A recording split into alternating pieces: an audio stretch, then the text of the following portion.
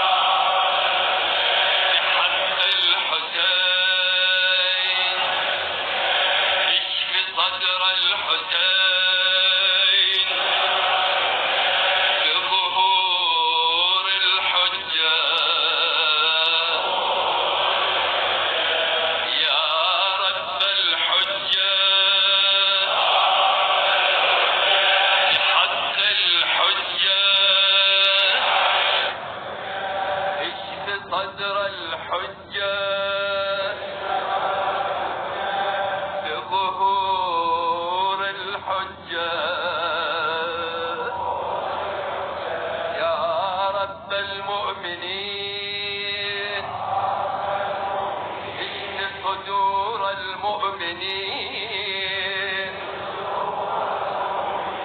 بظهور الحجة يا الله يا رحمن يا رحيم يا مقلب القلوب ثبت قلبي على دينك برحمتك يا أرحم الراحمين صلوات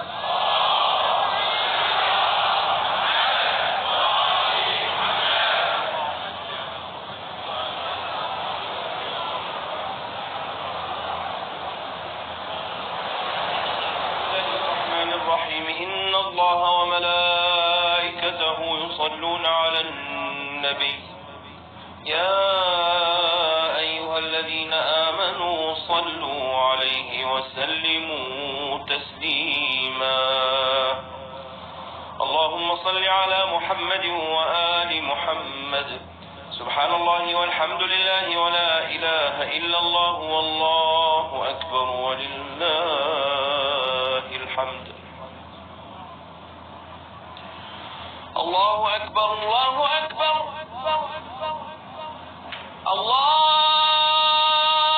الله أكبر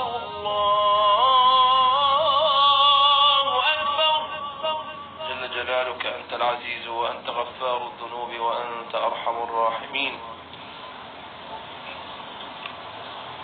أشهد أن لا إله إلا الله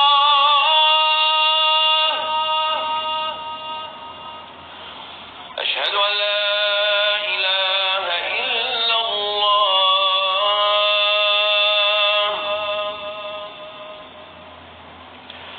أشهد أن محمد رسول الله اللهم صل على محمد وآل محمد أشهد أن محمد رسول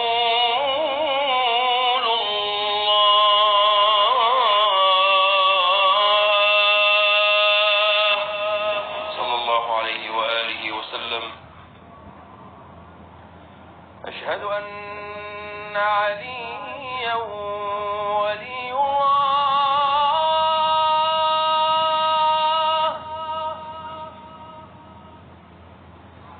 أشهد أن عليا أمير المؤمنين وأبناءه المعصومين حجج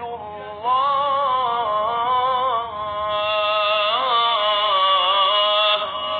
صلوات الله عليهم أجمعين حي على الصلاة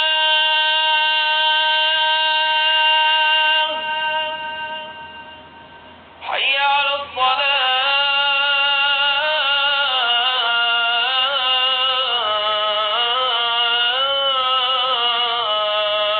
الصلاة حي على الفلاح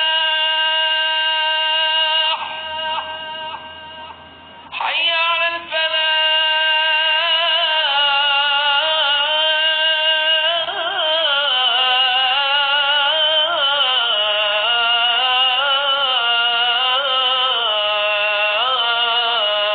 الفلاح حي على خير العمل حي على خير العمل الله أكبر الله أكبر لا إله إلا الله لا إله إلا الله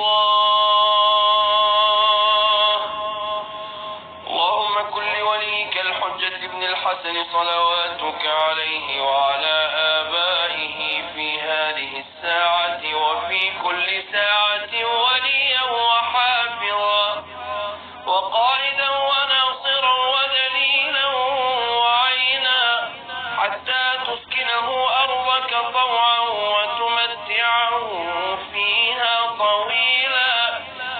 برحمتك يا